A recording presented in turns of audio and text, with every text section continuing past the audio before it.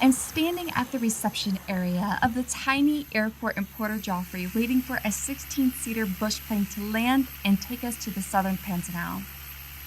Through the haze, we see the plane approach, land on the grass airstrip, and make a well-practiced U-turn to face the way it came. My stomach leaps with excitement. The last time I flew in a plane this size was to cross the famous Okavango Delta in Botswana, and now I was about to fly over an even bigger wetland. We said our goodbyes to Fred and boarded the plane. The hour-long flight was a true highlight of the expedition. The waterways expanded as far as the eye could see. A real-life painting of greens and blues dancing in synchrony across the landscape. As water levels lowered along the flight, large patches of cleared land began to appear.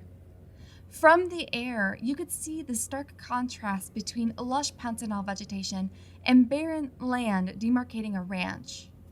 Admittedly, my feelings were torn seeing this. I had just spent a week in pristine habitat with so much life I could barely comprehend it. And then to see acres upon acres of cleared land in this ecosystem was difficult. But I knew some of these ranches were a large reason why the southern Pantanal's wildlife still had a home. Nature tourism was growing significantly in the area. Our presence was proof, after all. Our plane gently descended and landed on a dirt airstrip in Miranda City. Waiting for us was a small welcoming party of two. Our driver and new guide, Lajanya. Lajanya is a tall, athletic woman with dark hair falling midway down her back, tucked underneath a wild source hat. We said our hellos, loaded into our transfer van, and hopped on the road. Since we couldn't check into our hotel for several hours, Chris arranged a visit at Proyecto Sulabra for lunch and a river cruise. After driving for 30 minutes and a quick stop at a rest station, we turned off of the main road and onto a dirt path. Lajanya hopped out several times to open cattle guards for our van to pass through. We were clearly in a mixed-use area. The vegetation looked wild and not managed by humans, but domestic livestock lived somewhere close. Was this our first encounter with a sustainable farm in the Pantanal? After about 10 minutes of weaving through Brazilian forest, we arrived at the project. We stepped out of the van and were hit with a wave of heat. This region was even warmer than the north. I thought to myself for the umpteenth time, isn't this supposed to be Brazilian winter? Why is it so dang hot? The gentle breeze did nothing to cool us down. I no longer questioned why fires had raged in the Pantanal for the preceding 3 years. The dry, hot air could easily fuel an inferno.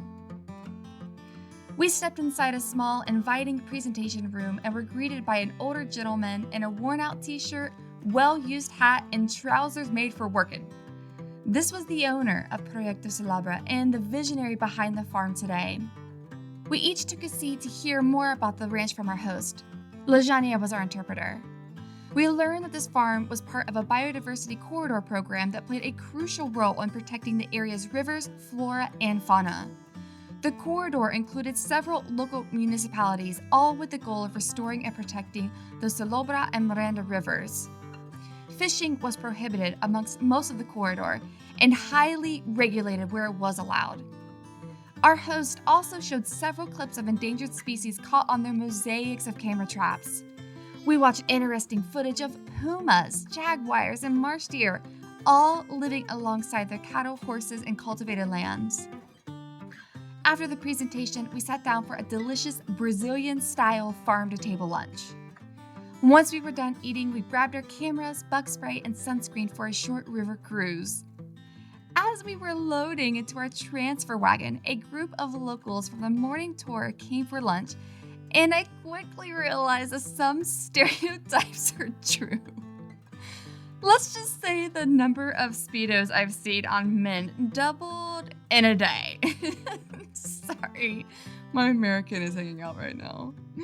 But tiny clothing aside, they looked like they were having a great time and had decided to spend their day at an eco ranch to swim and enjoy the river. I smiled. This area was more likely to stay wild if locals continued spending their time and money at locations like this. And we're off. Our driver fired up the tractor and we were off. We traveled along dusty roads until we reached the Salobra River. We piled into the canoes, noticeably a little more wobbly than our safari speedboat, and set off down the river. We were mildly entertained. After being in the heart of the Pantanal for 7 days, our little canoe ride was admittedly a tad underwhelming. But we saw countless bird species, some of which were new, and we spooked a freshwater stingray. Pardon my ignorance, but I didn't even know freshwater rivers could have stingrays. It was a surprising encounter that I will surely not forget. After reaching the end of the river, we turned around and headed back upstream. We piled out of the canoe, climbed up into the wagon, and half bounced, half rode back to our transfer van to continue on our journey. By late afternoon, we had reached the next destination of our adventure, Fazenda San Francisco. Fazenda San Francisco is a 9,000-hectare ecotourism farm that specializes in cattle farming, rice cultivation, and nature tourism. If you recall from part 1 of this series and part 2, 95% of the Pantanal is privately owned, meaning that protection of this critical habitat falls mostly in the hands of landowners. This fazenda was the perfect example of private landowners taking conservation into their own hands and becoming allies for wildlife. In addition to land protection, the owners have allowed scientific research on their land for over 2 decades. The ongoing project studied the lives of the fazenda's jaguars, endangered macaws, herpetofauna, and the highlight species of this portion of the adventure, ocelots. As we dropped our belongings in our rooms, we met back at the reception area for our first wildlife drive.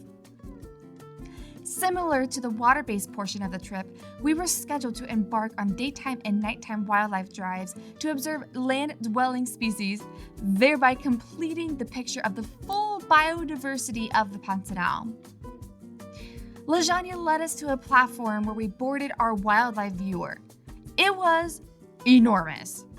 Designed to accommodate 20 people, these 4 diesel trucks converted into wildlife viewers were equipped with 5 rows of seats arranged auditorium style, complete with a roof to shield guests from the intense Brazilian sun. We had reserved the vehicle for private use, allowing us the freedom to pursue sightings without being constrained by annoying tour schedules. We said hi to our driver and spotter, then loaded onto our truck to see what was out and about. As the sky turned dark, the feel of the region changed. The air grew cooler, and the night seemed to burst into a full chorus of frog and insect songs.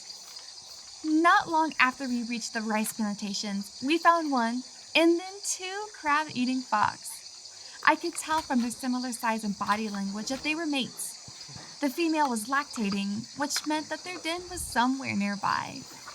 I reflected on how many females we had seen lactating on this trip. This must be the prime birthing season for many species in the Pantanal. Both were on the move, looking for a meal, scanning the tall grasses and fence line for something edible. Then, much to our surprise, one of the foxes stopped, hopped, and came away with a prize toad. Got a frog. Oh my gosh! After the fox pair walked into the darkness, we continued on our night drive. Our next sighting was a true highlight, an ocelot. This individual was a male and traveling along the drainage ditch between the gravel road and rice plantations. Judging by his open wounds, he recently lost a fight or maybe 2. Was it also ocelot mating season? Did he challenge the local dominant male and lost? Maybe he won and mated with a local female, but not without a tough fight first. The longer we watched him, the more my questions about these cats started to accumulate. Like the nocturnal crab-eating fox beginning their nightly routine, this male was hungry and started searching for prey. He found something, stopped, began cocking his head to pinpoint the location of his victim, and then pounced. To our delight, he stood up with a big, fat rodent in his mouth. He gave it a good crunch, then began prepping his meal by peeling off its fur. It's tearing off the fur right now. Once he was satisfied with his hair-pulling job, he chewed and swallowed his prey, then went back to searching for food. It was late by this point, and we were ready to head back. Tomorrow would be a new day with new adventures in the southern Pantanal.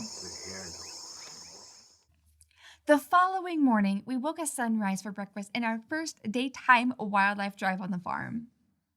After we finished our meal, we were introduced to the Fazenda's resident ocelot biologist, Henrique, and wildlife veterinarian, Vanessa. The Wild Source has been supporting Henrique's research ever since Bill met him at San Francisco in the late 2010s. Since then, Henrique has aligned his ocelot fieldwork with our trips so that we could be a part of the excitement. Not only were we going to observe Pantanal's land animals in the wild, but we were also going to learn about them from a scientific perspective. Being a biologist, I was stoked to meet Henrique and have our group join him in his field studies. Everyone grabbed their cameras and binoculars and loaded into the wildlife viewing truck. We left the reception area and headed east as the red-orange sun slowly made its ascent. Once we were beyond the cattle area, the vegetation greatly diversified and turned into a scene straight out of Jurassic Park. We had not encountered a landscape like this before. Towering wax palm trees rose high above the vegetation below. The ground was half submerged in water and blanketed in thick vines and bushes. The whole landscape was a vibrant green, as if Mother Nature turned up the green saturation dial. Lajanya gave us more information about the protected region of the Fazenda. Here is the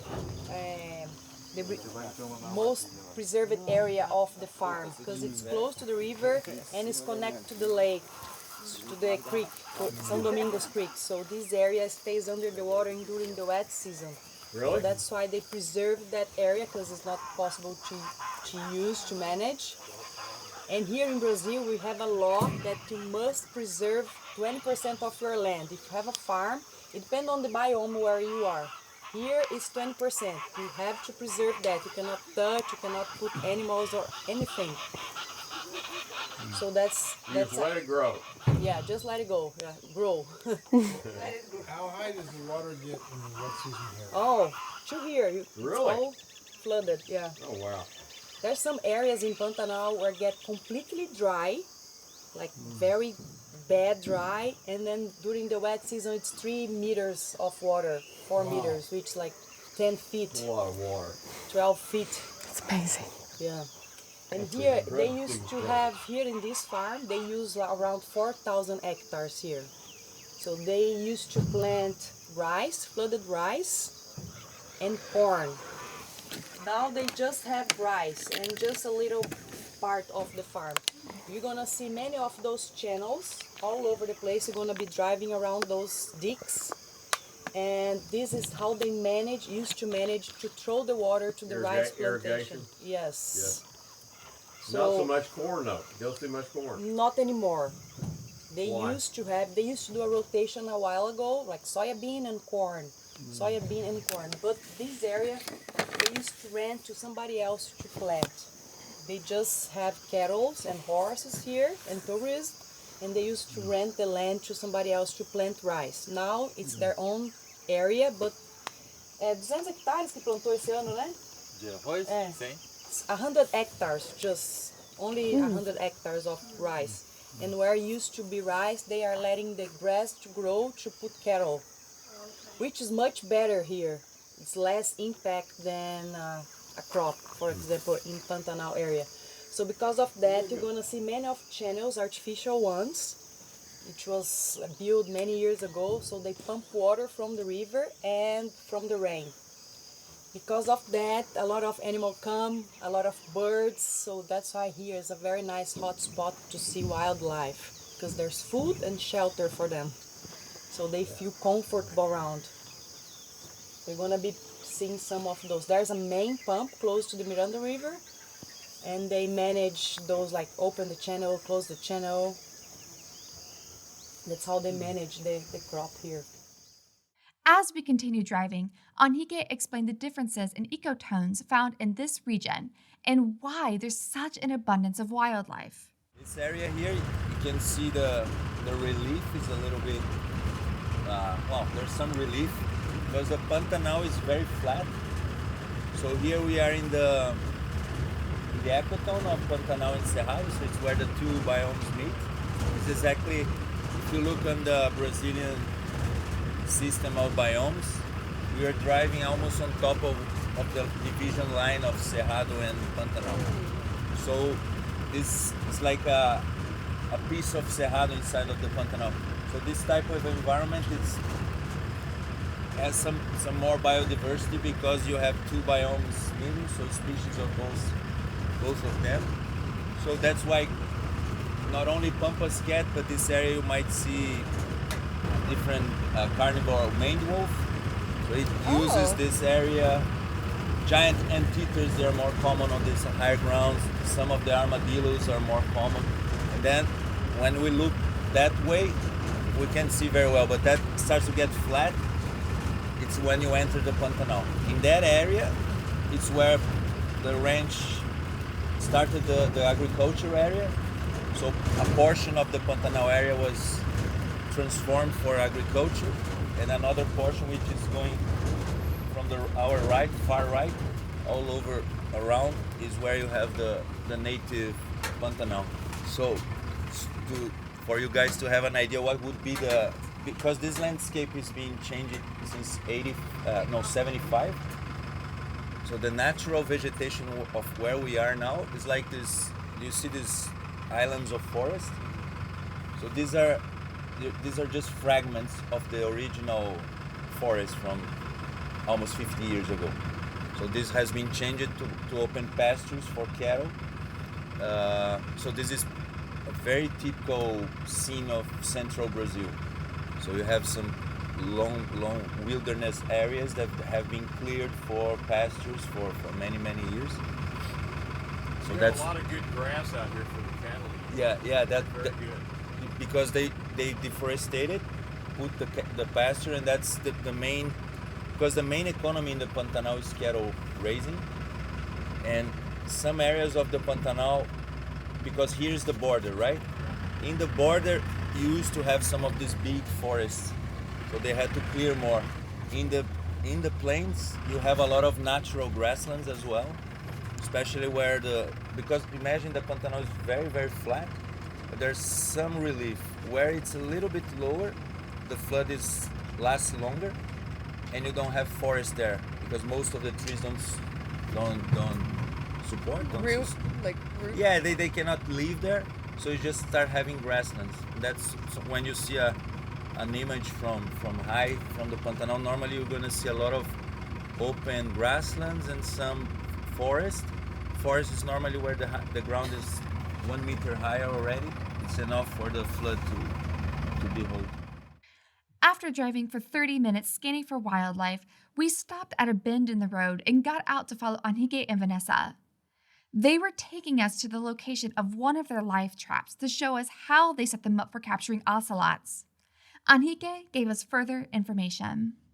Why we're putting here, but you remember that, so the Coricho, this kind of river is just there. Yeah. So this forest, this is kind of ocelot prime habitat, a little bit disturbed, but it's good because they like to travel on routes and roads like that. So what we do is we find a shaded area, because this is sometimes the hardest part to capture them, is to find suitable areas for traps, because sometimes in the open areas they're moving, there's a lot of density of them, but you don't find a good spot. It's very hard because we have to be worried with the heating, because we will open the trap by the end of the day and we'll check in the morning. Very early in the morning we check all the traps. But because there are several traps, some of them will be later in the morning when we finally get. So it's important to find these shady areas to avoid the heat. But one thing that we always try to do is like open a little trail, like with a knife, because once we set the trap, to also help luring the cat. Yep. We use some bacon. So you're gonna, from here you can see one of the tree trunks is kind of brownish. That's a lot of bacon that we've been spreading around. Well, inside we tie a chicken leg. We fry it just to get it to last more in the bush. And we also use like a really nasty juice of sardines, and we keep doing all the trail. So I'm explaining all that because normally we try to be just very few people in the trail so we don't give out our scent. Yeah. So if you don't mind to wait, we're just gonna set the trap there and we come back. After the demonstration, we continued on our wildlife drive while Henrique and Vanessa checked the live traps.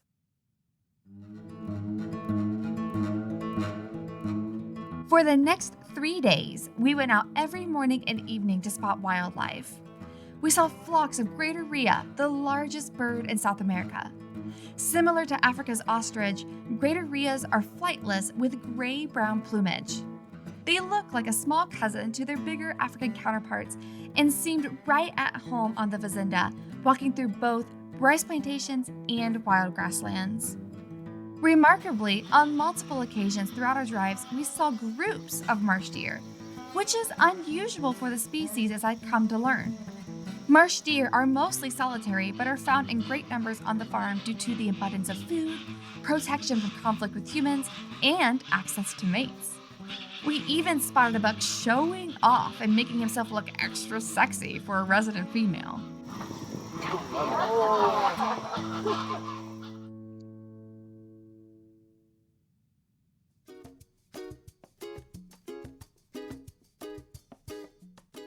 Probably the most exciting sighting during a daytime drive was with 2 jaguarundis. Henrique and I were deep in conversation when all of a sudden we both, at the exact same time, caught the flash of 2 black bodies moving through the tall grasses. In hushed voices, we relayed the message to Lasagna and our driver to stop immediately. In case you've never heard of these cats, jaguarundis are odd-looking, utterly fascinating small felines. They weigh up to 16 pounds and possess long, slender bodies, flat heads, and exceptionally long tails. They resemble weasels more than typical cats. Unlike ocelots, jaguarundis have adapted to be active during the day, a rare trait among small felines. I found several jaguarundi tracks in Costa Rica, but never successfully spotted an individual. So you can imagine my surprise when we saw not 1, but 2 jaguarundis. The first cat dashed away from our vehicle without looking back, while the other stopped and began calling for the other one. Looking through my camera lens, I could tell that the calling cat was young. The one that ran off must have been its mother, and this kitten was calling for her to come back. Its confusion afforded us with a once-in-a-lifetime sighting. Henrique was just as excited as me. Of all the years he had been studying wildlife on the Fazenda, he had barely seen any jaguarundis. I was sure to send him my photos after the experience. We saw countless other species during our drives, including 2 types of snakes, countless new bird species, a 6-banded armadillo, and a tapir. Tapirs are another unique species and look like a hodgepodge mix of an elephant, a pig, and a rhino. I'm not joking. Similar to elephants, they raise their proboscis noses out of the water as they swim. They are also massive creatures capable of reaching weights up to 800 pounds. As obligate herbivores with considerable size, they play a vital role in the seed dispersal of native vegetation, particularly large seeds that other species cannot consume. However, due to deforestation and conflicts with humans, their numbers are declining, raising concern among conservationists working to restore natural habitats. How will forests regenerate if their primary seed disperser is wiped out or significantly reduced in number? Despite these concerns, the excitement of seeing one in the wild, doing what it does best, swimming, temporarily pushed such thoughts aside. It was a truly special moment. Now that we had seen Henrique's work and observed an ocelot in the wild, we wanted to learn more about the cats. Luckily for us, Henrique gave an hour-and-a-half presentation all about his work. Don't worry, I won't share the whole thing with you, although I did record the whole thing. But I want to give you some highlight information from the talk. First and foremost, what are ocelots? So the ocelot, which is the Latin name is Leopardus pardalis, is what we call a medium-sized cat. So it's way bigger than house cats, but way smaller than what we call the large cats. And they have a kind of wide distribution, a geographic distribution. So they are found from southern Brazil and northern Argentina, all over Brazil, most of countries of South America, Central America, and they go up to portions of Mexico. And there is this tiny little population in Texas, United States, with something like 50 individuals. So when we see a map like that, we think, oh, there's ocelots all over. So this is the potential distribution or their natural distribution, but it doesn't mean that they are abundant everywhere, or not even that they are still in most of these areas. Just to give an idea that this species has this big flexible areas from equator to tropical and some upper tropical areas. So it distributes through different types of rainforest to shrubland and xeric environments.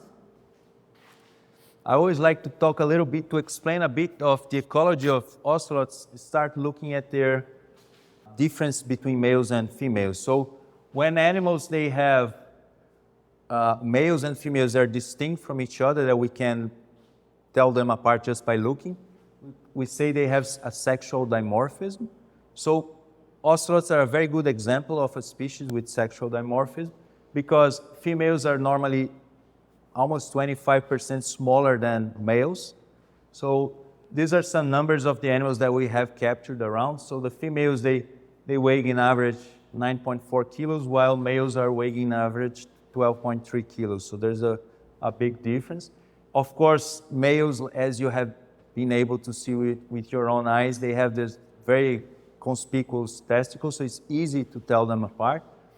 About the activity of the animal, this is a nocturnal crepuscular animal. So most of the chances that we have to see ocelots active, at least, would be in sunrise and sunset. This is frequency graph. That's why the peak is so high. But that's the two points where you have better chances. But they are sometimes active during the day. So it's just to get an idea that, unlike if you get a jaguar, look at a jaguar, his graph is very different. You have a lot of activity during daytime. So jaguars, you have real chances of seeing them during the day. Ocelots, if you see one during the day, is like really, really unusual, because they put most of their activity when it's dark.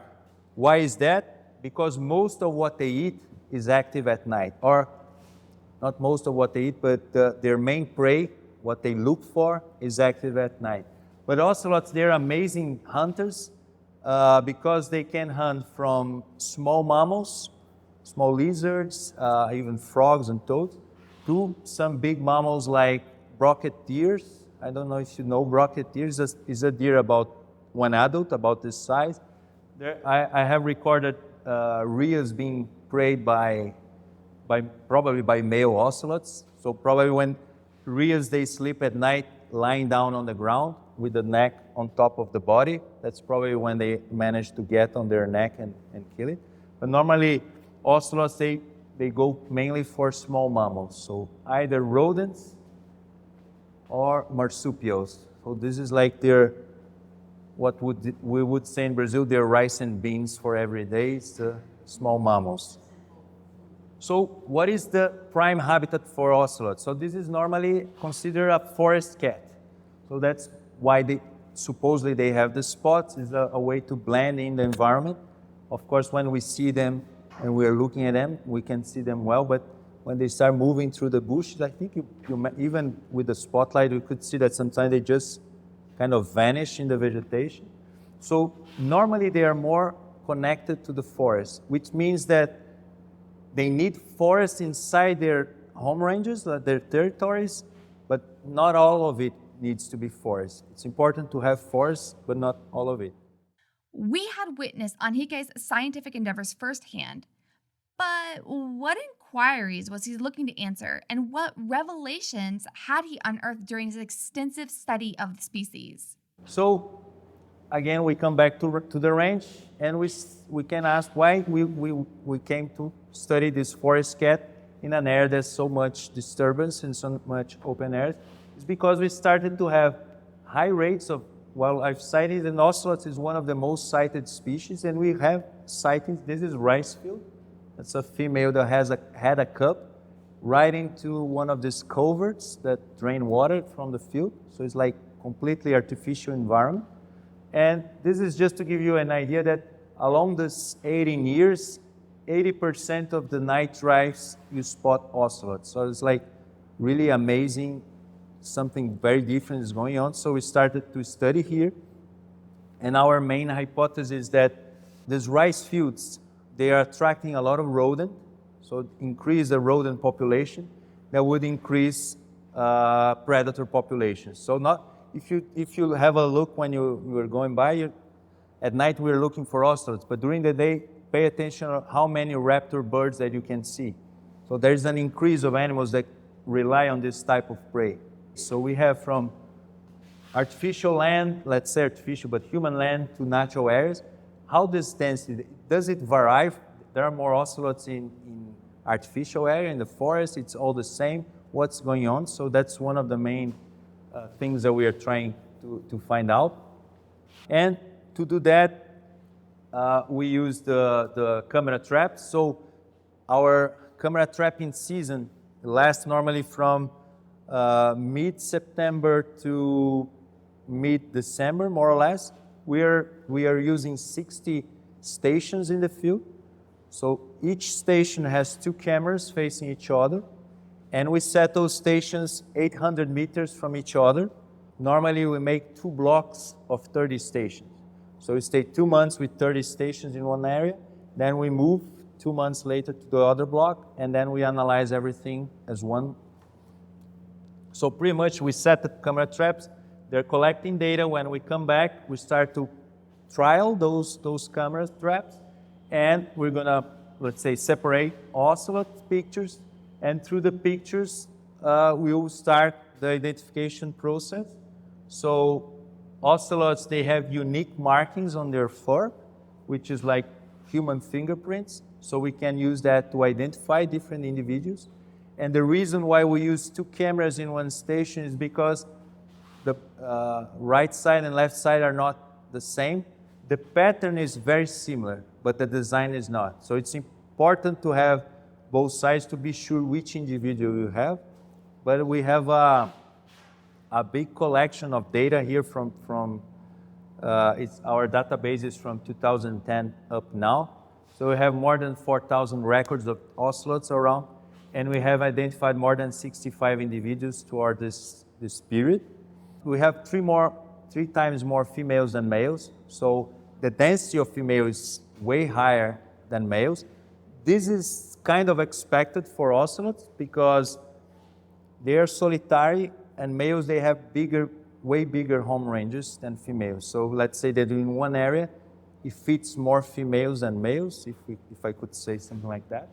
In our campaign of 2019, the last 60-point grid that we did, we have recorded 43 different individuals, and it translated to a density of almost 47 ocelots for every 100 square kilometers, which is considered a high density. The average density of ocelots in its distribution is something like 20. Of course, you have areas much higher and areas very low, but this is above almost double the average. So it's a good ocelot area. So again, those curves is just another thing was interesting is that although males and females, they have the same chances of being recorded close in their center of activity, the males, they move farther. So they are recorded in much more traps than females. So males are normally between 6, 7, and 10 different stations they're moving by. Females are maybe 3 or 4. So again, it translates to small home ranges, and males, they're overlapping probably 3-4 different females. What about the battered male we had seen a couple times on wildlife drives? What was the mating strategy of these cats? Because these are solitary animals, and once in a while they have to get together to mate. So what happened is that a female on heat, she stays on heat for about a week, and for that week she will try to mate. So she starts to leave scent in an area that she's moving she kind of shortens her movement around where she's more active there, and she starts peeing. I'm not sure if that's the correct word to say, but peeing, pooping, scratching, meowing. So she's doing a lot of a racket because she has 1 week to try to mate and have a possibility of gestation. So she starts to call and call, and normally she will attract attention of males that are moving by. They pick the scent, they hear, and they will get close, and then you have sometimes 2, 3, even 4 different males getting to where the female is. And that's where you have a dispute. They're going to have to dispute that female. So these disputes can be very intense. So this is kind of my suspicion of what is going on with the male that you guys saw in these 2 last night, because he has some wounds. Brooke told me that he has looks like some puncture marks. It might be a bite. And it's not the type of wounds caused by a predator, because the only thing that would prey on an ocelot around here would be either a jaguar or a puma. And if they manage to put puncture marks in the skull of an ocelot, the guy wouldn't be moving around trying to eat, so he would be dead. So that's why we think it might be even another ocelot bite and fight. They have a gash in the leg. So these disputes are very intense. And normally what happens? These males, they will try to push the other male away, stay with the female, and try to mate with her the most they can to be able to produce a young with her. And when her heat is over, he keeps going to his life, try to find another female. So if we think as strategies of reproduction, we can say that males are going for numbers, like quantity, and females are going for quality. Another thing that we managed to do with our work is understanding cause of mortality. So for instance, this female, we have recorded her in 2018, October. 2 weeks later, we found her roadkill on the highway. So this is the main source of mortality of ocelots around here. So although they are protected, they are not hunted, they are not persecuted inside the ranch, there's a big highway on the southern portion where animals are always, vulnerable to collisions with cars. Actually, 2020, there was another female that we had records being killed in the highway. So it's an important source. Back out on our night drive, we spotted the same male 2 more times, and each time he looked more battered than before. He now had a deep gash on the inside of his back left leg and open wounds across his face. He was panting hard, but walking okay, and successfully hunting. The ocelot team decided to let nature take its course and not to intervene. If this male was meant to survive, he'd find a way to carry on. Henrique successfully captured him on his camera traps, and who knows, maybe he'll show up again for us next season.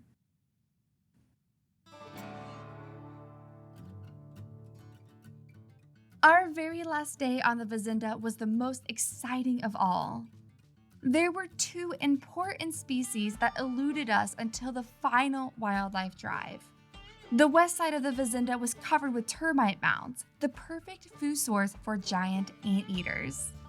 If you've never seen a giant anteater before, they look like something straight out of a sci-fi movie. They have wildly extended mouths that barely open, crazy long sticky tongues that lap up insects, and a tail equal in length to their bodies with shaggy fur that touches the ground. Their eyes and ears are tiny, but what they lack for in eyesight and hearing, they make up for with smell. San Francisco is known for its population of giant anteaters, but somehow we had gone our entire visit without spotting one, and trust me, we were looking. Our driver turned left off of the farm's main road into a cow pasture that was packed with termite mounds.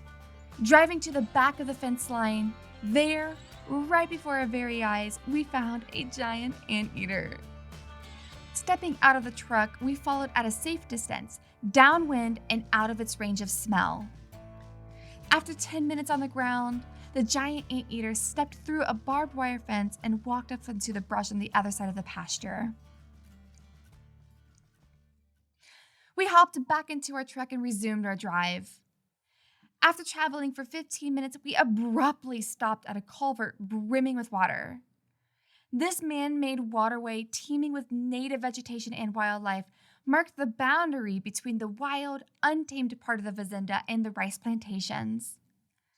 Approximately a quarter-mile away from us, our spotter caught sight of something large with two eyes positioned at the front of its head. A jaguar. She was so far away that I had to snap a few photos of her through my camera to make out her form. Slowly, she traversed along the culvert bank in our direction, clearly on the hunt. We sat quietly as she made her approach. It was pitch black outside, the only light coming from flashing fireflies dancing above the pastures. To ensure we didn't lose the female jaguar, our spotter intermittently turned on his light, searched for the female, then turned the light off again. Closer and closer she came.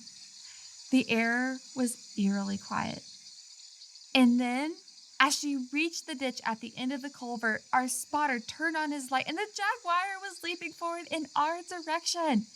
My heart leapt out of my chest. With our poor nighttime eyesight, we failed to notice the capybara directly in front of us in the ditch below, the very creatures she was stalking. The capybaras emitted their predator warning calls, alerting others of the hungry cat's presence.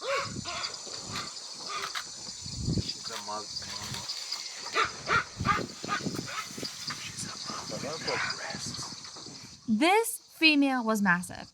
I mean, huge. She was significantly bigger than any of the jaguars we had seen in the north.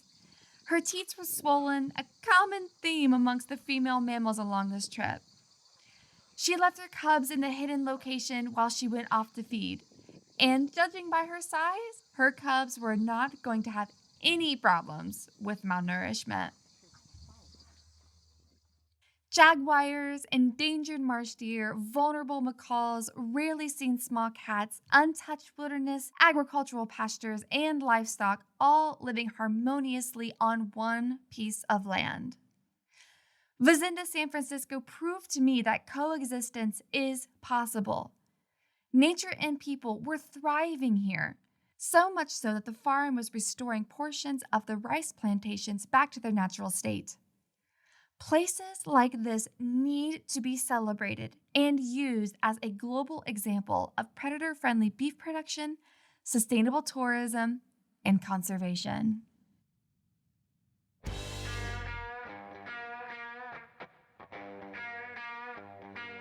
Thanks for listening to this 4-part series in Search of Jaguars, a Journey Through the Pantanal on Rewildology. This expedition was recorded in August 2023 with the Wild Source, a wildlife biologist-owned safari company that is disrupting the industry through empowerment.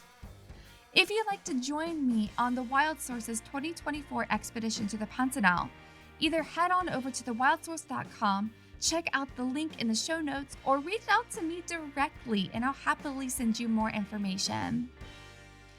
I've been asked if there will be a video version of this series, and I'm excited to report that yes, I will be creating a corresponding YouTube series showcasing this expedition. Be sure to sign up for the Rewildology newsletter to learn when the video series will drop and stay up to date on the show's happenings. Special thanks to Fred Crema, Abby Martin, Kristen Douglas at Pure Brazil, Bill Given at the Wild Source, Henrique, and the guests on the 2023 expedition, and all of our hosts throughout Brazil for making this adventure possible. If you enjoyed this series, please share it with a friend and tag Rewildology on social media with your thoughts. If you're listening on Apple Podcasts or Spotify, please consider leaving a 5-star rating or a review and let others know what you think about the series. If you'd like to help keep these stories on the airwaves, please consider making a monetary donation at Rewildology.com or purchasing a piece of swag to show off your Rewildology support. A portion of every sale and donation are given to the show's conservation partners. If you're a business owner and would like to sponsor a future conservation expedition series, please reach out to me directly and we'll chat about the possibilities. Before I let you go, don't forget to get out in nature, even if it's just your own backyard or a park up the street. Every wild space is precious, near or far. If you do have the opportunity to travel abroad, consider staying at an eco lodge, visiting a national park, or supporting a local NGO working to preserve the environment. You won't believe how far your seemingly small act of support will go. All right, friends, this is Brooke signing off. Remember, together we'll rewild the planet.